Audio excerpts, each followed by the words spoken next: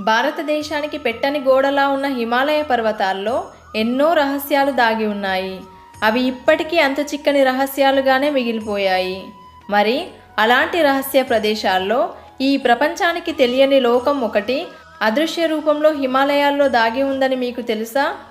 ఈ ప్రపంచంలో భారతదేశంతో పాటు చైనా, టిబెట్, జపాన్, రష్యా లాంటి అనేక దేశాలతో సంబంధం ఉన్న ఒకే ఒక పేరు శంబల. శంబల అనేది సంస్కృత పదం. దీని అర్థం శాంతి స్థానం అని. దీన్నే భూలోక స్వర్గమని కూడా అంటుంటారు. నిజానికి విష్ణు పురాణంలో దీన్ని ఒక గ్రామంగా అభివర్ణించబడింది. ఈ శంబల అనే నగరం అనేక దేశాల్లో వారి వారి సంస్కృతులను అనుసరించి రకరకాల పేర్లతో పిలువబడుతుంది. టిబెట్ దేశస్థులు దీన్ని షాంగ్రిలా అని అంటే, హైందవ పురాణాల్లో దీనిని సిద్ధాశ్రమంగా పేర్కొనబడింది.